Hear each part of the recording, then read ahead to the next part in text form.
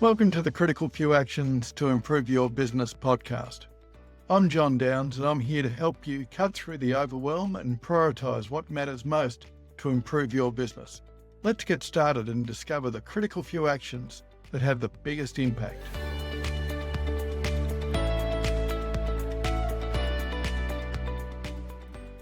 Today, I'd like to introduce you to Ben Verney, who I met when we first joined Deloitte over 30 years ago. Ben specialises in helping healthy businesses restructure to innovate and take advantage of new opportunities. And he also helps distressed businesses that are in financial crisis to navigate their way forward, possibly by better financial management, possibly by voluntary administration, and in the more dire cases, receivership and insolvency. So, if you're a CEO or a founder with doubts about the financial viability of your organisation and wondering what those next steps might look like, then Ben's the guy to listen to now rather than burying your head in the sand. Ben, welcome. Thanks, John. I appreciate the invite, your podcast.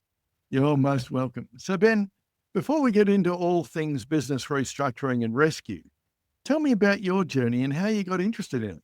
John, let me start backwards. I started Greyhouse Partners in 2016, so we're coming up to our 10th anniversary now.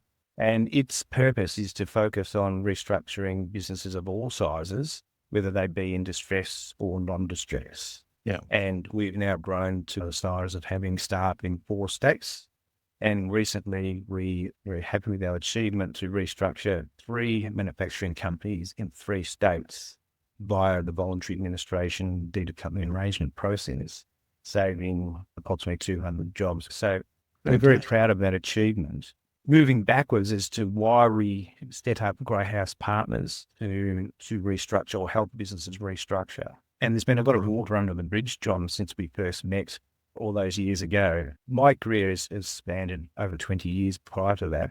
And I was in a number of different places, but almost split 50-50 between working in the corporate world and as a corporate advisor in professional services as an insolvency practitioner and restructuring practitioner.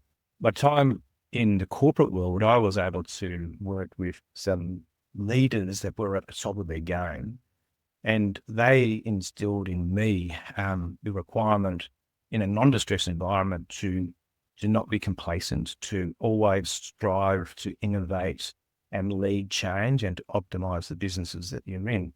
So I've been able to apply that knowledge and experience from a non-distressed environment into distressed turnarounds and restructuring, which has been very valuable. And John, if you don't mind, if I can just reach out to my father, I could go back to the very early days when he would take me into our family textile business on a weekend when I was about 8 years old, and would go into the premises, and I'll be given a broom to sweep the floors on a weekend, and whilst he was talking to the staff and aligning the product in between or in front of every machine ready for the Monday production run. And then as I got older and I was able to actually work in the business as a teenager, I finished out working on all 180 machines, and I knew all 180 employees.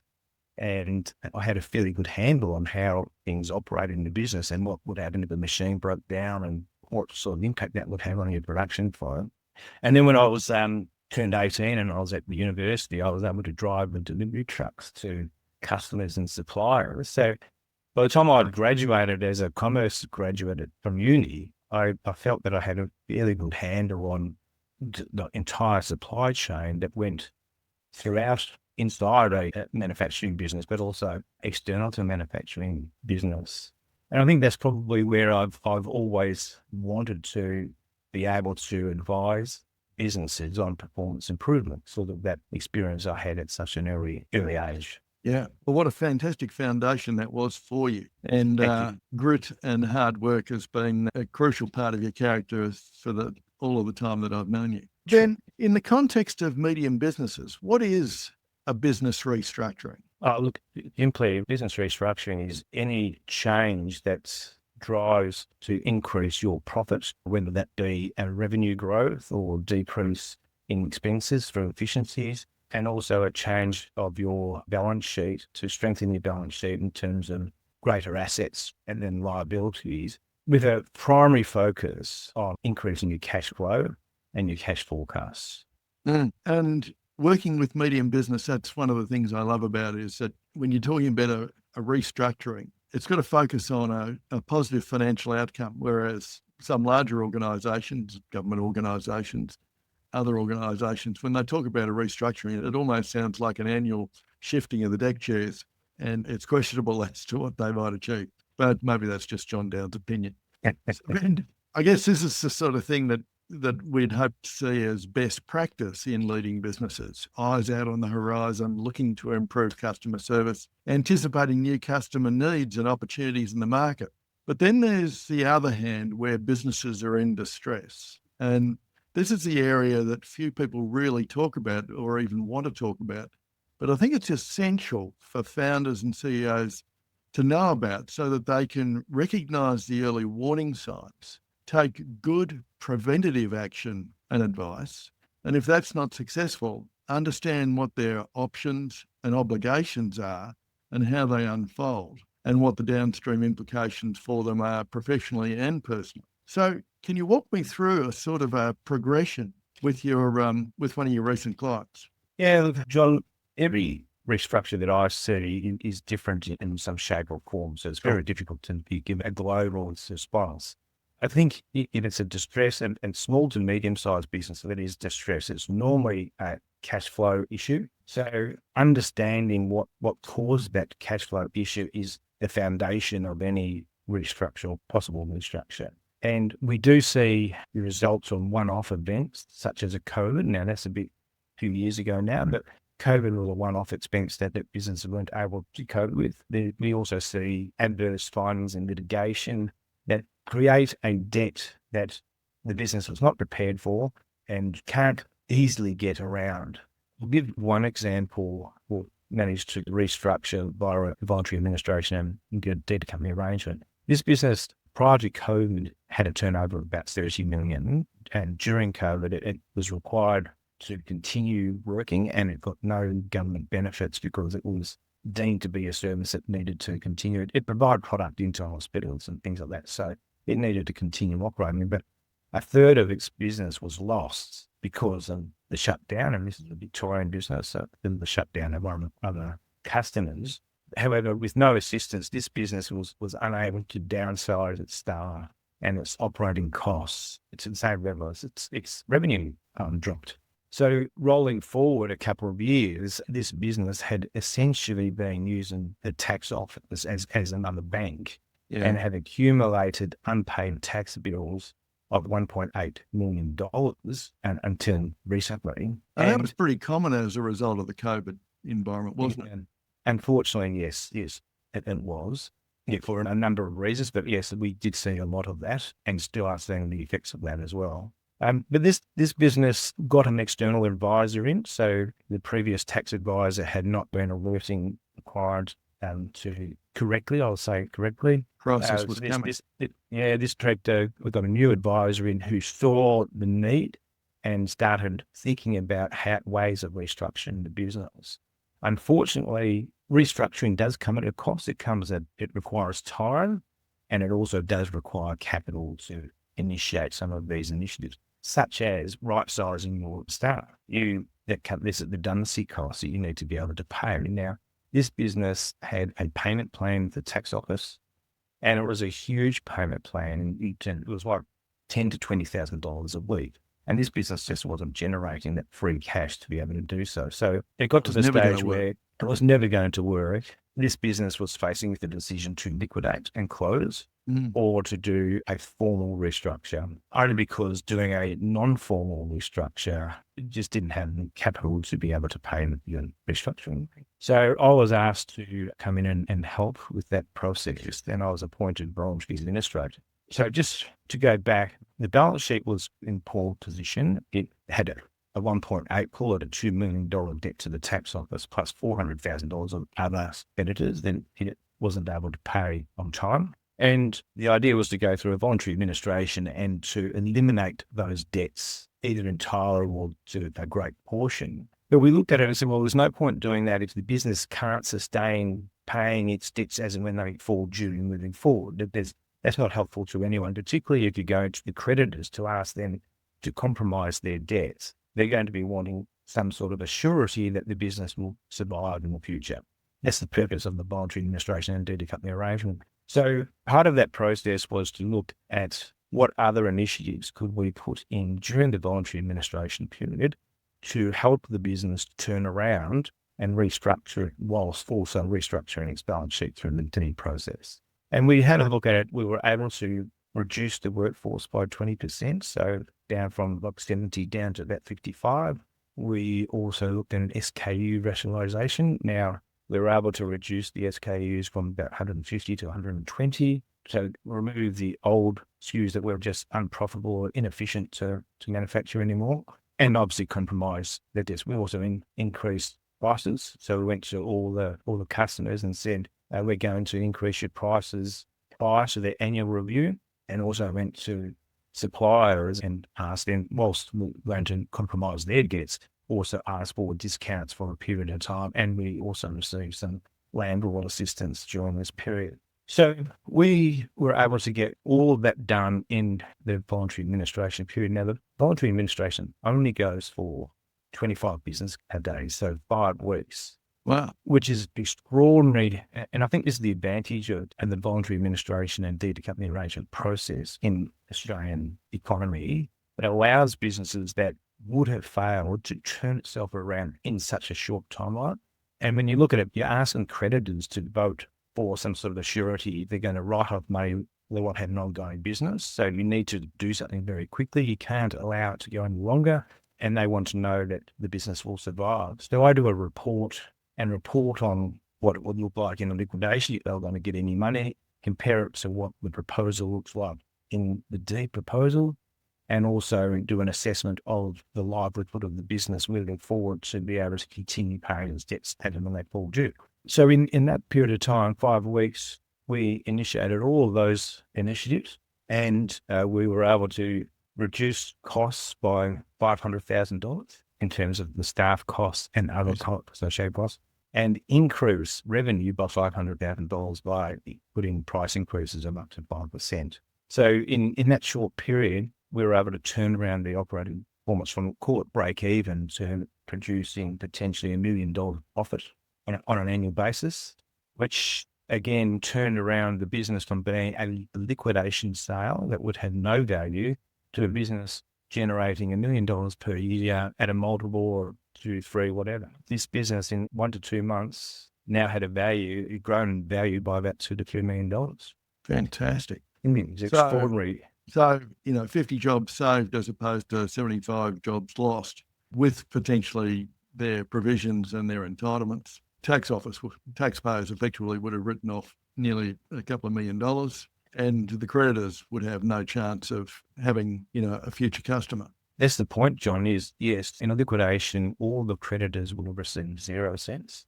In allowing or voting or approving all the deed to company arrangement proposals to go ahead, they were writing off significant portions of their debt, but they had an ongoing customer. And that's one of the hardest things to do. If you're a supplier to a company, losing your debt or having your debt written off, but also losing the customer is equally as hard, because it's quite hard to go and find another customer to fill that void. So, and I think that's the commercial benefits of the deed to company arrangements, that you do retain manufacturing, you retain employment, and you retain supply chains in the economy. And I think that's the real advantage of having of the voluntary administration process. And with that, what happened with the creditors? So you had the tax office in there, you had to pay out redundancies and their entitlements for 20 staff or so, and then you've got a raft of secured and unsecured creditors.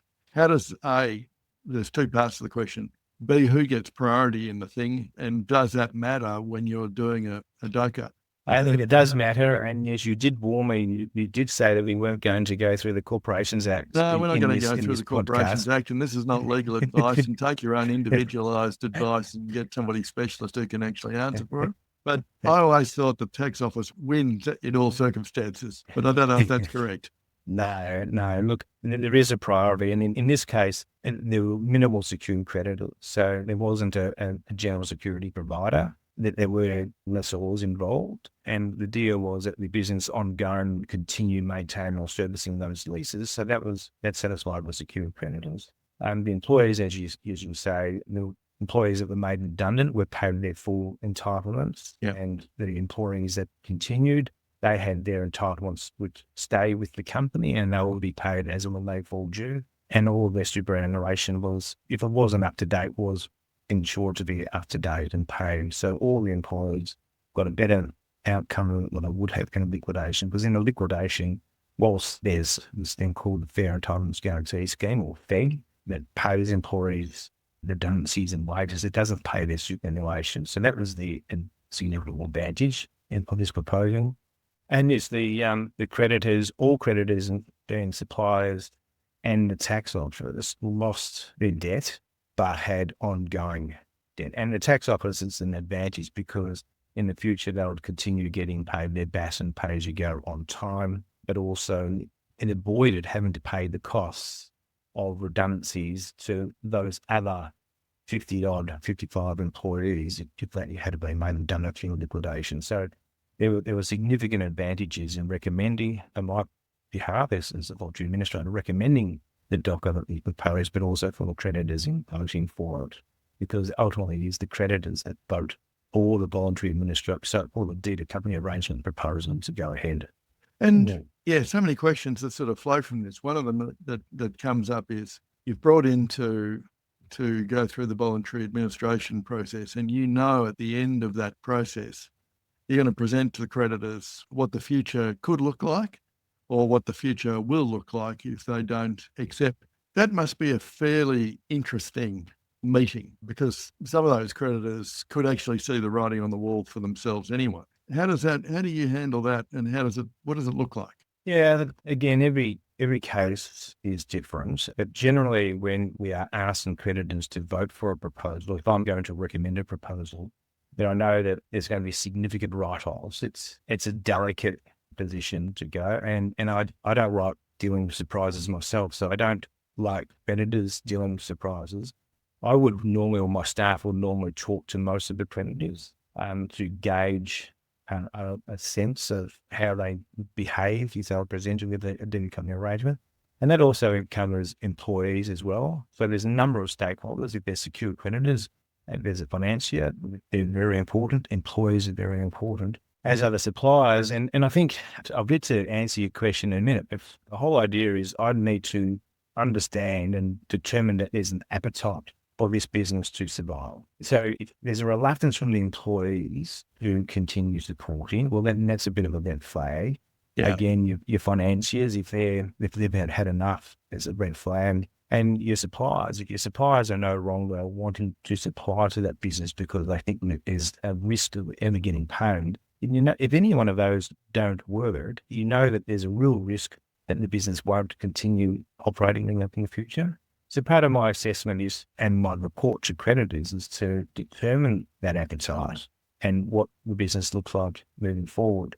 So we'll talk to the tax office. The tax office in this case was the single largest creditor and an important creditor. And potentially it could have asked for a poll and voted against the resolution. And I won't go into the details of the conversation with the tax office in this part, but they were a little bit concerned about the size of the debt, the fact that the tax office hadn't already issued any DPNs to this company. But at the same time, they recognised that there was a significant workforce at play here that were all going to vote for the DOCA, and that the entire supply base was going to vote for the DOCA. So that was a significant impact for the tax office, knowing that essentially every other creditor was going to vote for it. So they were pretty reasonable in that regard. Yeah, absolutely. I mean, it was a big egg to suck on, but it certainly, they were pretty reasonable in that regard. Yeah. And so, like I said, I don't ever hold a creditors meeting without having spoken to the people who's going to impact the most beforehand. But yeah, you're right. Some of these meetings can be quite challenging, particularly if you're not prepared, for sure. And so any of those creditors could have actually declined to support the program, and what would be the effect of that? If 50% in number had voted against, then the outcome would be to go into a liquidation. Go into liquidation. And that would have been, it's a hypothetical, but essentially it closed down. There may have been a short period of operating that business to try and get a going concern sale, but we're dealing with perishable items here, so that would have been a very, very short period. Otherwise, it would have just been shut down and closed as a fire sale. Yeah. Yeah. And do you think that, if the leadership and the directors had been on top of the game, do you think that they might have been able to avoid a VA, or if they'd acted earlier? Or do you think it was almost inevitable as a result of the COVID experience or any other crisis? Yeah, it's crystal ball stuff, John. I think Of course. This debt had accumulated for 3 or 4 years. And so definitely at the very start of that, they had initiated some changes and scaled down in terms of the workforce primarily, and then started talking to suppliers about some pricing assistance. That could have been possible early on, but because you do need, as I said early on, you do need capital to be able to restructure. If you're going to downsize staff, you need to have the capital to pay redundancies. And if you don't, then there is a real problem, and you start digging the hole deeper. And that's the most disappointing thing that we do see. That sometimes the hole is so deep you just can't get out, or the director can't get themselves out of. So without having to go into a voluntary administration and potentially a deemed company arrangement. Are you looking to pinpoint the areas that will make the biggest impact on your business? Check out the Organisation Performance and Value Diagnostic. This powerful tool lets you evaluate your business on multiple facets and provides email reminders to keep you on track. Head over to CriticalFewActions.com.au and get started now. All right, so Ben, we've had a great example where you've not surprised the creditors. You've gone into the final meeting, and they've, more than 50% of them have voted for the deed of arrangement, and the roses come out in the garden. What happens if it actually all goes to shit? Good question, John. And Eloquent sometimes that does happen, unfortunately. And I think the answer to that is that there are a number of potential solutions to any problem. If during the VA process and the report to creditors that the creditors have voted upon targets a number of initiatives, such as reducing the debt in the balance sheet and potentially some elements of restructuring to assist the cash flow. If they don't work and the business goes to shit, as you say, what else weren't they opening their eyes to? What other options do they have to quickly restructure the business? Now that does happen, and I can use as an example a business that I was consulting for that wasn't a formal restructuring; it was an informal restructure. A business that was part of a listed entity that had just been IPO'd. It was a business, small goods business that was really non-core to the rest of the business, but it had been underperforming financially. Whilst its operating metrics were okay, its DIFOT was reasonable, its make to plan was reasonable, but it was underperforming. It had adverse labour variances. All information was based on this one machinery that a recent acquisition cost $20 million.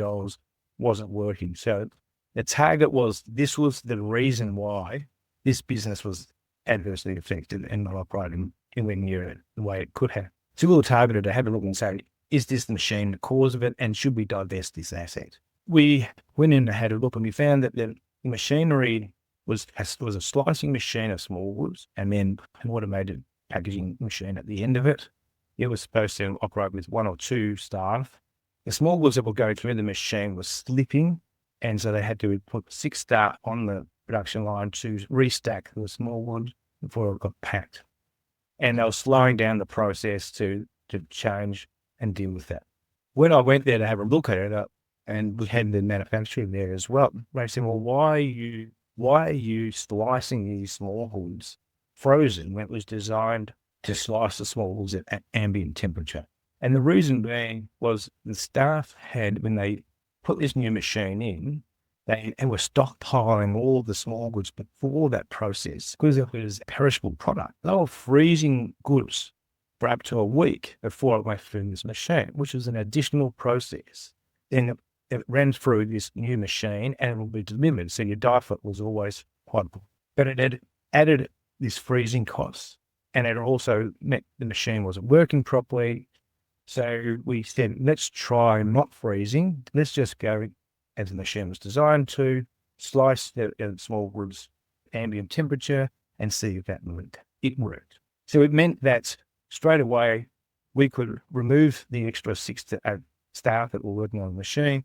It removed the holding costs of the freezer room mid-production cycle, and that solved that particular problem. But when we did a further deep dive, we found that the staff were stopping that machine to produce all of its SKUs. And as an example, they were slicing bacon, they were packaging 2 slices, they're packaging 4 slices, 6 slices, 8 slices, 12 slices, and then 1 kilo, 2 kilo lots. And they would stop the machine to change the packaging for every time they needed to change the SKU. And that actually meant the machine was never going to be running at the right rate that it was designed to. So we went and did an SKU rationalization program, and we said, how about we just take out all those extra SKUs and just produce and sell 6 slice bacon packs and 12 slice bacon packs. And we'll re-educate the customers that that's what they can buy. We're not going to cater for the people that only wanted 2 bits of bacon. So that process took a period of 6 months to rationalize the SKU. And that was just one example. But we took out about 30 to 40% of the SKUs that just weren't economical for the production side.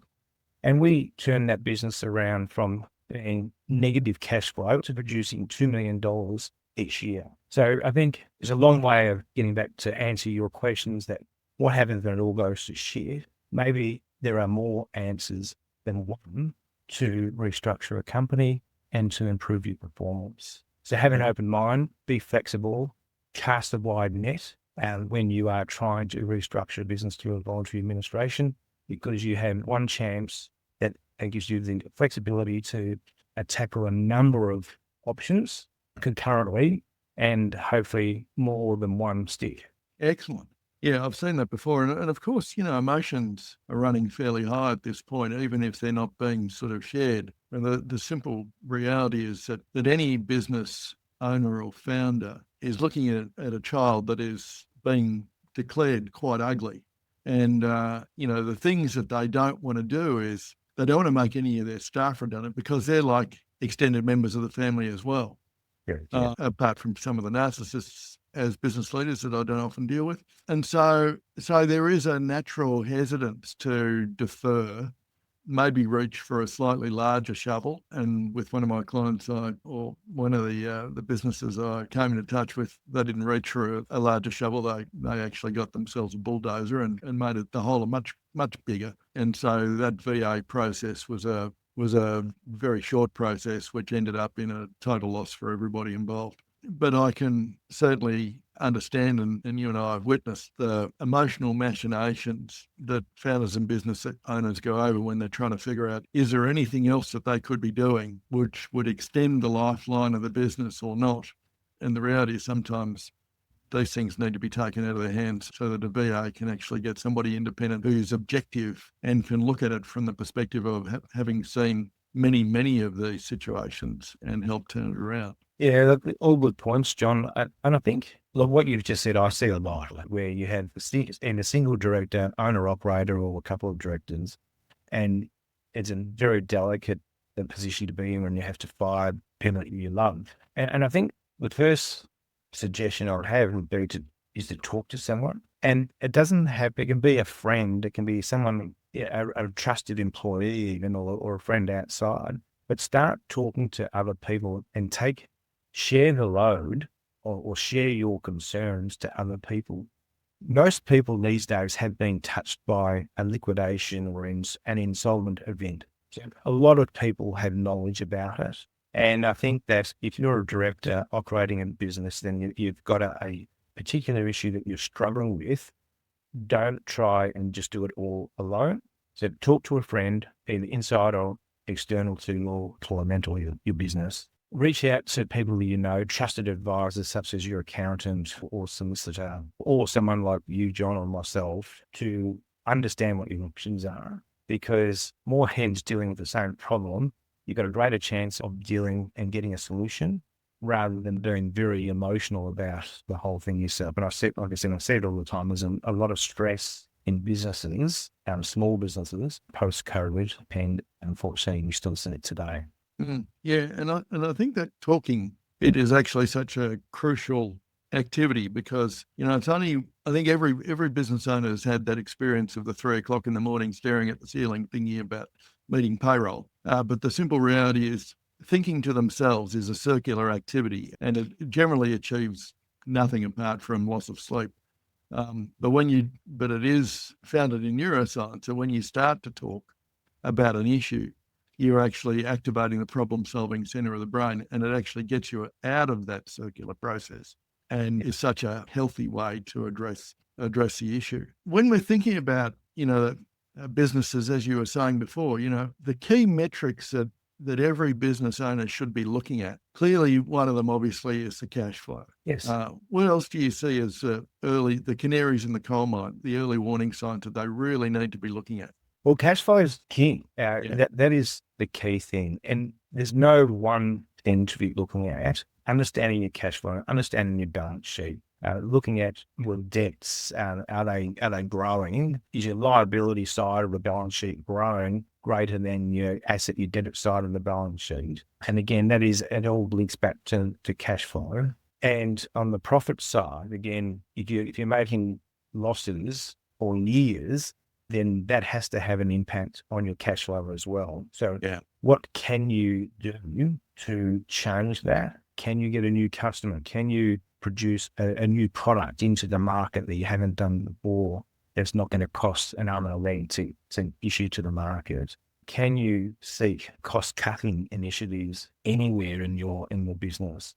Now, staff is an issue because that does come at a cost, but you can ask your landlord for some rent relief. You can talk to your suppliers for a temporary discount just to provide you with that space. You can go to your financier and ask for some interest relief as well. So there's a whole lot of options available to you if you put yourself out there, and you don't necessarily need to do that yourself, because these initiatives can be a complete distraction to the operation of your business. Totally. And this is where advisors like you and me, John, are helpful, because you want your CEO or your owner operator doing what they do best, and that's running the business. Yeah. As opposed to being distracted on fixing it. So again, that does come at a cost, but you put that into the equation. You can outsource that stuff to people that do it for a living whilst you focus on the business. So that's something to think about. Now, look, John, getting back to your initial question, cash flow is king, and that's where it starts and finishes essentially. I guess the other thing that's running around this process, before they speak to other people and before they potentially get really good advice, is fear. And it's not just about fear of loss of the business, or fear of disappointing the employees, or fear of disappointing their family and their loved ones and so on.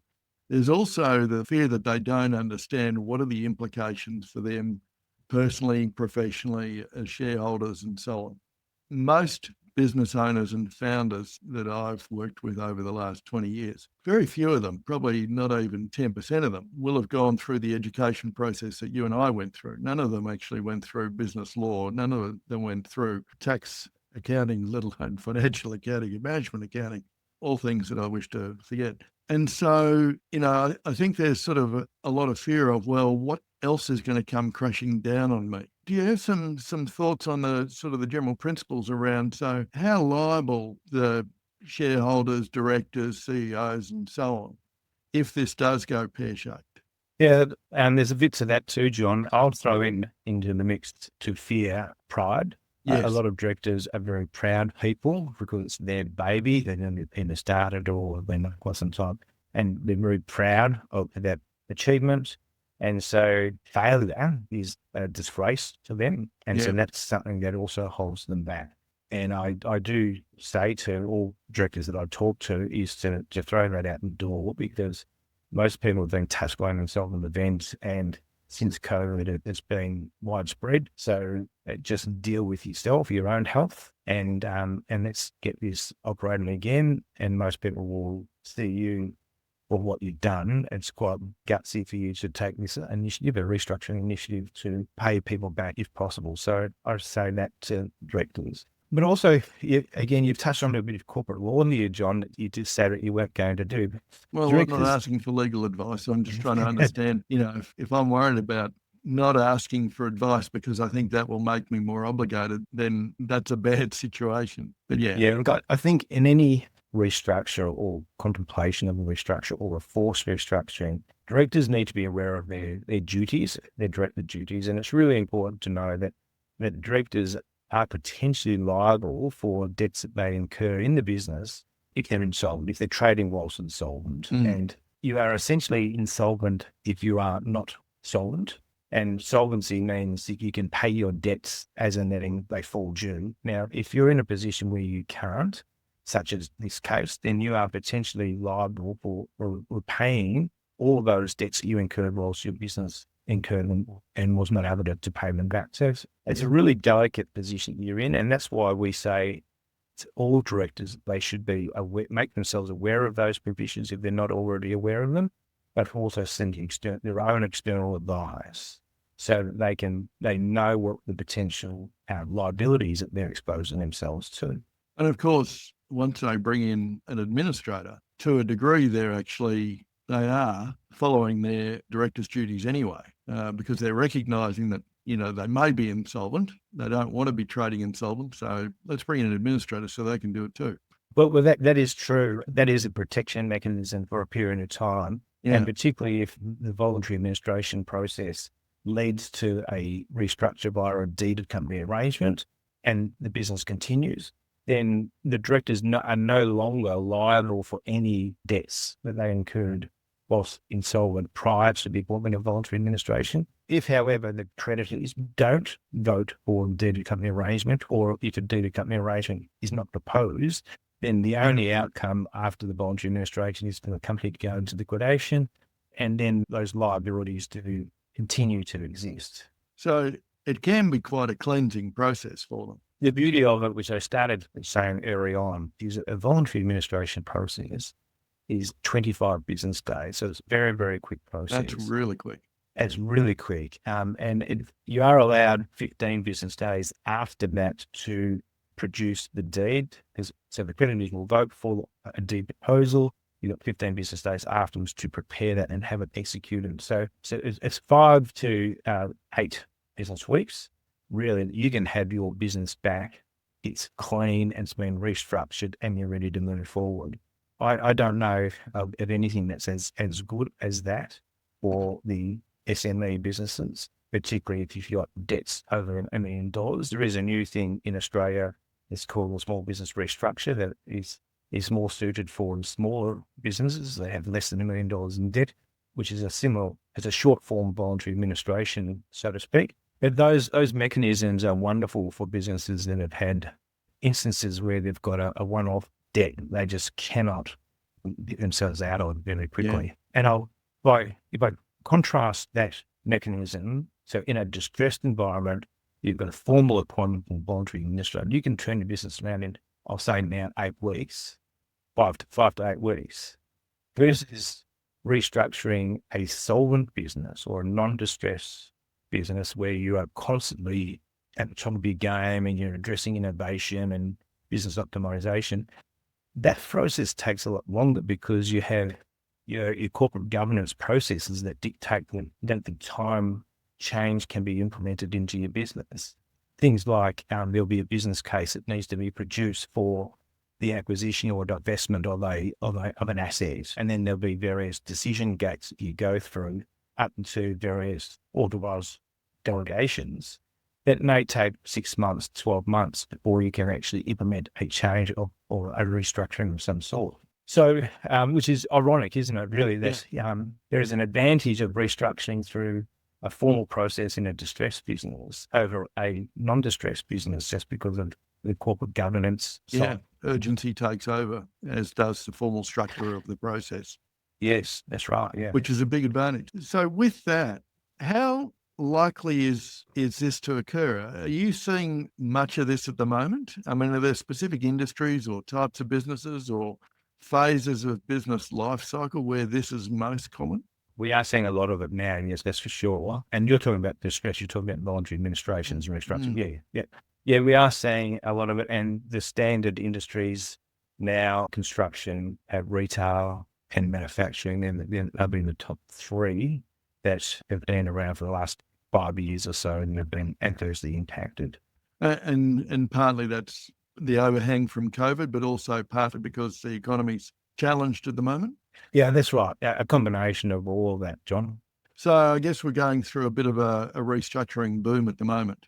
Not that it's got to be somebody, right? That's true. You're always seeing restructuring. Companies will always become insolvent and either be liquidated or these waves of restructuring them to survive. And that is a sign of a healthy economy. You do need to allow resources to be divested and go elsewhere. And that's personal resources as well as assets to go. There's no point having a stagnating business anywhere. That's not good for anyone. It's not good for the health and economy. So you're always going to see it. And that was one thing with COVID is with all the government incentives that came out. You didn't see the natural fallover and redivestment of resources. I think that was a big thing that you suffered in the last couple of years. Yeah, and tax office was not collecting at that stage. Yeah. Certainly not aggressively anyway. Correct. And now almost overly aggressive. But so we're always going to see businesses fold for whatever reason or need to be restructured. And as I said, you have the high performing businesses that will always survive, but they are also constantly looking for some restructuring of some sort because no one wants a complacent CEO or complacent management team. That is not what anyone wants. As a shareholder, you don't want a complacent management team. You want to drive performance and increase dividends. Yeah, absolutely. And so, as we were saying before, the person who needs to really drive this when we're in crisis is what, the CEO or the CFO? So, well, both. And sometimes in a small to medium-sized business, that's the one person. Yes. That is, and throw in shareholder as well as that one person. So it depends on the size of the business. But you could go down to general managers of a division of a larger organisation that need to be aware of these things.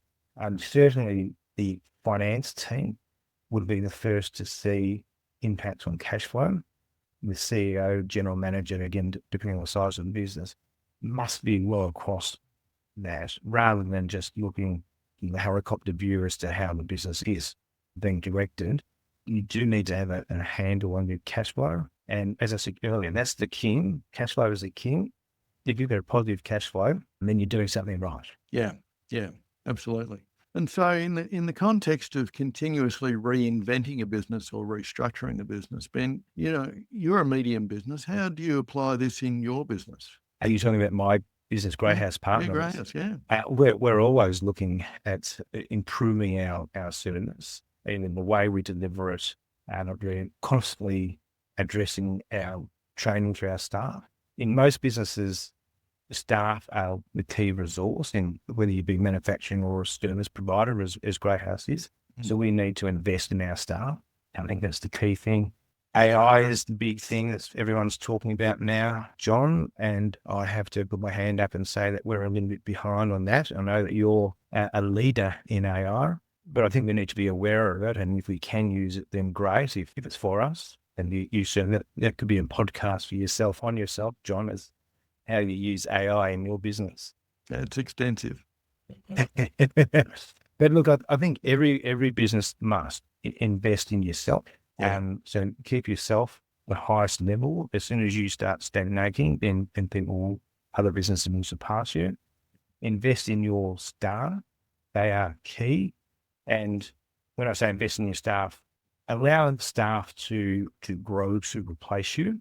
I think they need to see that is possible. So invest in their training. You will be repaid in buckets, that's for sure. And in manufacturing, make sure their environment is safe, clean and safe.